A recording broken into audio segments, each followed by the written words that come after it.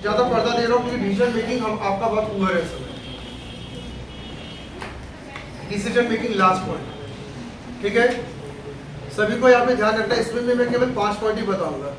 मैं आपको life decisions के बारे में नहीं बता रहा कि जिंदगी में कड़े फैसले कैसे लो, जिंदगी में आगे कैसे बढ़ो, मुसीबतों का सामना कैसे करो, पैसों की तंगी है कैसे निपटो, बेरोजगारी कैसे निपटो। मैं ये कोई भी बात नहीं कर रहा। मैं डिसीजन मेकिंग की बात कर रहा हूँ प्रोफेशनल वर्ल्ड के अनुसार, प्रोफेशनल डिसीजन मेकिंग की बात कर रहा हूँ। तो प्रोफेशन में आप जब आ गए हो तो डिसीजन कैसे लो। मैं घर की बात नहीं कर रहा हूँ, पहले बता दूँ।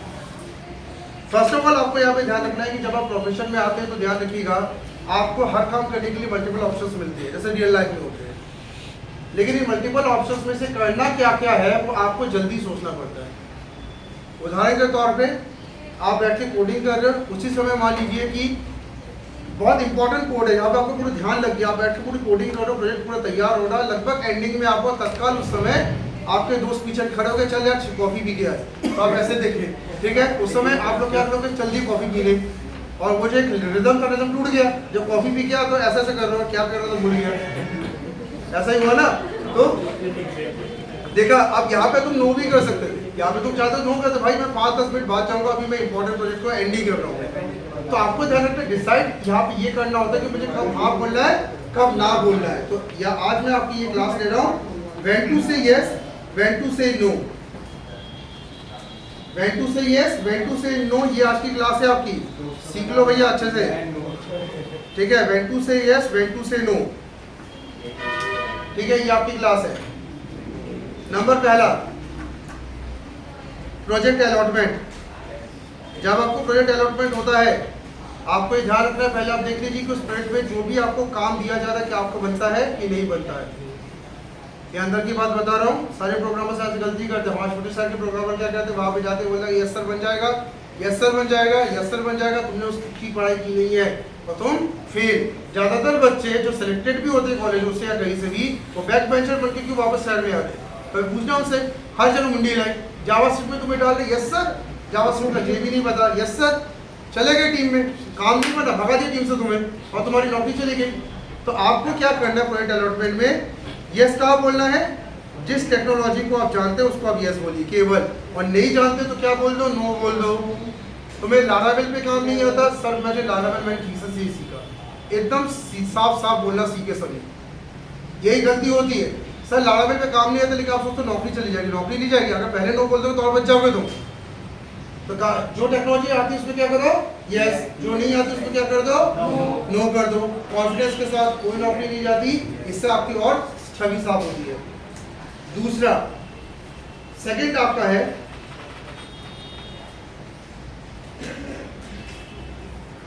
यूजर मैनेजमेंट, ठीक है। सेकंड आईटी वालों को और नॉन आईटी वालों को भी कभी यूजर मैनेजमेंट में जाना पड़ता है। यूजर मैनेजमेंट का मतलब क्या है, यूजर से बात करके आप उनके इंफॉर्मेशंस को, क्वेरीज को लीजिए और उसको फिर टेक्निकल टीम को दीजिए, क्योंकि कई बार आपको टेक्निकल में रखा जाता है, कई बार आपको फ्रंट में रख दिया जाता है। क्या आप कस्टमर से बात करोगे, कस्टमर से समझो कि उसको क्या बनवाना है, कस्टमर के डाउट्स पूछो, कस्टमर क्या चेंज करना चाहता है वो पूछो, और फिर किसको बताओगे, टेक्निकल टीम को। तो टेक्निकल टीम सामने इतनी जल्दी नहीं आता क्योंकि टेक्निकल टीम तो प्रोजेक्ट में लगा रहता है ना।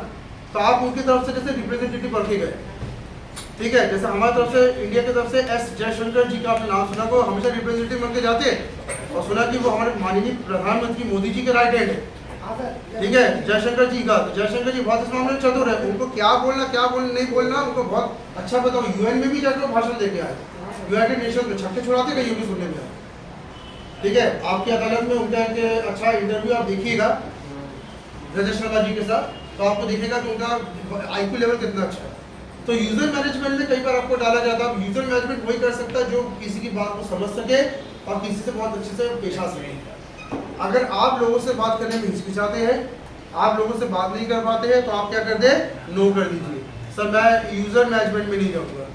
कारण क्या, यूजर से बात करने में मुझे दिक्कत होती है, ठीक है। और अगर काम आता है तो क्या कर दे, यस कर दे, ठीक है। तो ये ध्यान रखना, यहाँ भी यस नो बोलना सीखिए, नहीं आना ना तुम्हें, क्योंकि अगर तुम यूजर से बात नहीं कर पाओगे तो प्रोजेक्ट चले आएंगे कंपनी के हाथ से।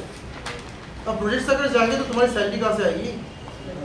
इसलिए जो इसलिए ध्यान रखना, यूजर के सामने वही जाता है जिसको काम आता है। आप देखिएगा चुनाव का टाइम है, बीजेपी और हमारे कांग्रेस, आम आदमी पार्टी और जितनी भी पार्टियां हैं, सारी पार्टियों में से जो कौन आके प्रचार कर रहे हैं, जो वहाँ के यूजर मैनेजमेंट के एक्सपर्ट्स हैं। जैसे मोदी जी आ गए तो वहाँ से राहुल जी आ गए, वहाँ से केजरीवाल जी आ गए, ठीक है। बड़े बड़े लोग आ रहे हैं कि नहीं यार, छोटे मोटे लोग कहाँ आ रहे हैं? छोटे मोटे लोगों को नहीं कोई भेजा जाता पब्लिक के सामने। किसको भेजा जाता है? जो इतने सारी पब्लिक को घेर सके, ठीक है। तो ये आपको ध्यान रखना कि ताकत अगर है तो जाओ, मतलब नहीं तो मत जाओ। तुम अगर बेवकूफी टाइप की बात करोगे तो जनता तुम्हें छोड़ के दूसरे को वोट दे देगी, तुम हार जाओगे, ठीक है। तीसरा क्या, तीसरा डिसीजन मेकिंग में है आपका सेलेक्ट टेक्नोलॉजी फॉर कोड, ठीक है। आपको बॉस ने कहा, आपका जो सीनियर प्रोग्रामर है उसने कहा कि सुनो भाई, प्रोजेक्ट एक आया है, सामने वाले ने कहा कि कैसे नहीं प्रोजेक्ट बना, लेकिन मुझे प्रोजेक्ट चाहिए। और सीनियर प्रोग्रामर कह रहा है कि आपसे हम बनवाना चाहते हैं कि आपकी कोडिंग अच्छी है, लेकिन उसने कहा कि भाई हमें जावा में प्रोजेक्ट चाहिए आपसे। अब आपने कहा सर जावा तो मत ही नहीं, मुझे पाइथन के में कमांडिंग है, मैं पाइथन में प्रोजेक्ट को करके दे सकता हूँ।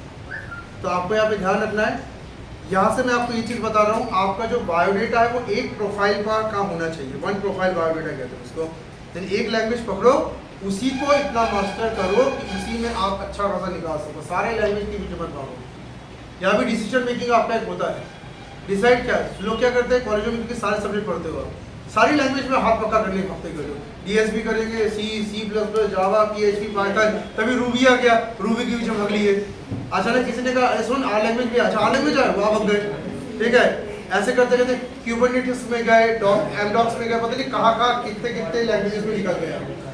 आप सबको यहाँ पे ध्यान रखना, सुन लो मेरी बात, सबको ये ध्यान रखना, एक टेक्नोलॉजी पे आप हाथ पक्का करिएगा। दुनिया मार्केट में नई नई टेक्नोलॉजी आती रहेंगी, आप एक टेक्नोलॉजी में हाथ पक्का करके उसी टेक्नोलॉजी पे अभी काम करें। जब वो टेक्नोलॉजी तक एंड होने के कगार पे रहे, तब आप कोई नई टेक्नोलॉजी सीख लीजिएगा, ठीक है। आपको ध्यान रखना है, एक टेक्नोलॉजी पे ही एकदम डिसाइड करके रखो कि मुझे इसी पे आगे बढ़ना है, मुझे कुछ नहीं देखना, क्योंकि इंडस्ट्री में वही जा पाता जो एक टेक्नोलॉजी में माहिर है। ये जो 5-7 टेक्नोलॉजी पढ़ने वाले जैसे कॉलेज में बहुत सारे बच्चे पढ़ते हैं, 10-10 लैंग्वेज आता है सर, पता चला कहीं नौकरी नहीं लग रही, 5 साल हो गए।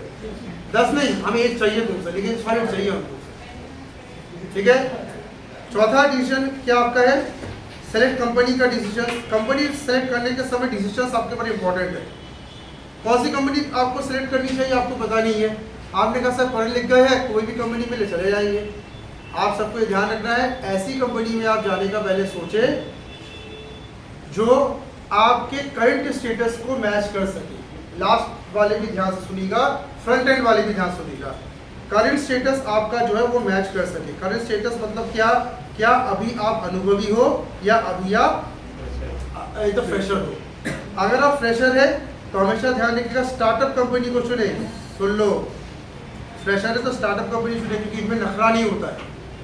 हालांकि आपको थोड़ा सा सैलरी कम मिलती है, सैलरी थोड़ी सी इसमें आपको ज़्यादा अच्छा नहीं मिलेगा, लेकिन क्या होगा ये कंपनी तुम्हें काम सिखाती बहुत अच्छा है, ठीक है। तुम्हें एकदम क्या करती है, वर्क तुम्हें अच्छे से सिखाती है। तो पहले क्या करो, फर्स्ट ईयर पहला साल आप क्या करें, स्टार्टअप कंपनी की पीछे जाए। स्टार्टअप कंपनी तुम्हें क्या करेगी, काम अच्छा सिखाएगी, पैसा कम देगी, लेकिन तुम्हें चिल्लाएगी भी नहीं, तुम्हें प्रोजेक्ट से बाहर भी नहीं फेंकेगी, तुम्हें बेइज्जत भी नहीं करेगी, तुम्हें मेंटली डिप्रेस भी नहीं करेगी, अरे करो करो करो भी नहीं करेगी, तुम्हारी गलतियों को भी माफ कर देगी। और सबसे अच्छी बात है, तुम आराम से खुद को तरीके से तैयार कर सकते हो। तो स्टार्टअप कंपनी सब चालू करें, एक साल उन्हीं के साथ रहे, फर्स्ट ईयर उन्हीं के साथ रहे। उसके बाद जब आप एक्सपीरियंस हो जाए तो एक्सपीरियंस में आप क्या करें, एक्सपीरियंस होने के बाद आप जाइए ओल्ड कंपनीज, ठीक है। अभी डायरेक्ट एमएनसी नहीं, ओल्ड कंपनी में जाइए जिनमें आपको सिखाने वाला कोई नहीं रहेगा, आपको हाथ पकड़ के चलाने वाला कोई नहीं रहेगा, आपको सारे काम खुद को करने का प्रेशर रहेगा। इनको मीडिएटर कंपनी कहते हैं, ठीक है। तो ओल्ड कंपनी में सैलरी आपकी एवरेज रहती है, आपकी सैलरी आपकी एवरेज आपको अच्छी मिलने लगेगी, ठीक है, लेकिन वर्कलोड थोड़ा सा बढ़ जाएगा। इनके पास है कितने साल रहे, इनके पास कम से कम आप 2 से 3 साल रहिए, ठीक है, क्योंकि इसमें आप क्या लोड को भी गेन करना सीख जाएंगे और बड़े प्रोजेक्ट्स में आप काम करने लगेंगे तो आपको बेनिफिट मिलता है उससे बहुत कुछ, क्योंकि आपने रियल में बड़े प्लेयर्स देख लिए। इसके बाद आप जाइए मल्टीनेशनल कंपनीज पे, MNCs, कम से कम 2-3 साल जब आपने काट लिए इन कंपनियों के साथ, तो सीधे मल्टीनेशनल कंपनियों में जाइए और लाइफ टाइम वही रहिए। मल्टीनेशनल कंपनी के बाद फिर आप चाहे तो सेल्फ बिजनेस भी चालू कर सकते हैं। कई लोग MNCs के बाद खुद का बिजनेस डाल देते हैं, जिनको उस लेवल का लोड जो पूरी ज़िंदगी लेना चाहते हैं तो लीजिएगा, और नहीं लेना चाहते हैं तो अपना सेल्फ बिजनेस डाल दो, अपना फिर एक अपनी IT कंपनी खोल लो। तो ये होता है अपना लेवल, ध्यान रखिएगा, पहले फ्रेशर, फिर एक्सपीरियंस, फिर वर्कलोड, फिर उसके बाद MNC, उसके बाद सेल्फ बिजनेस, 4 होते हैं। ठीक है, समझ रहे हो? कैरियर प्रोस्पेक्ट बता रहा हूँ, ये आपको ध्यान रखना है। ये सब चीज़ें आपको 28 साल तक इस लाइन में घुस जाना चाहिए। 20 ईयर्स तक कम से कम आप ओल्ड कंपनी में तो पहुँचा 28 साल तक, उसके बाद फिर आप MNCs की तरफ सेल्फ बिजनेस से जा सकते हैं। कम से कम 28 ईयर्स तक आप एक ओल्ड कंपनी में, रेपुटेड कंपनी में तो चले जाओ। ठीक है, और last and final point decision making का क्या है, 5th है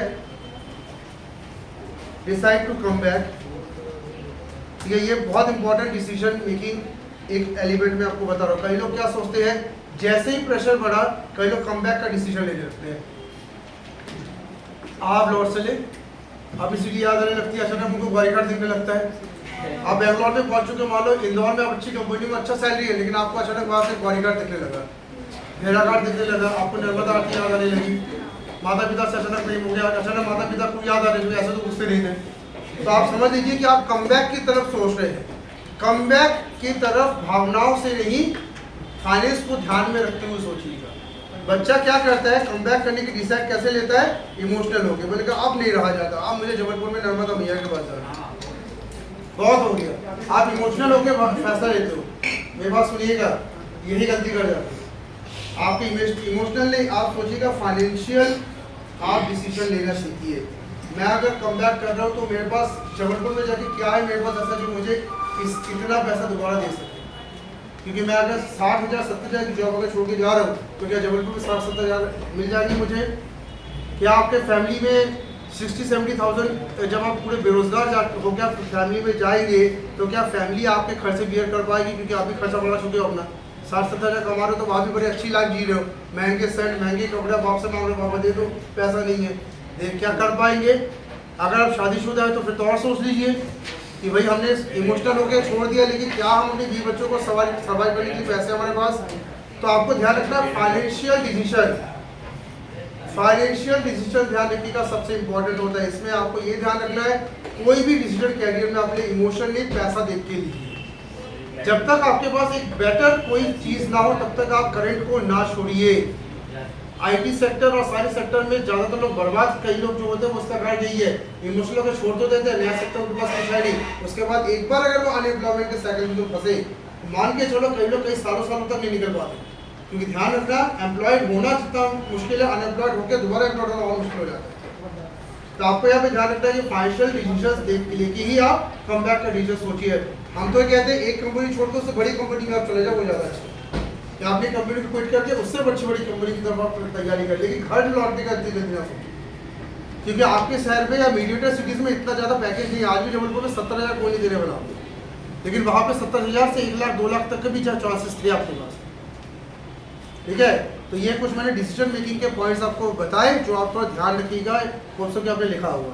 ठीक है, तो आज का ये क्लास हमने समाप्त किया, दी एंड।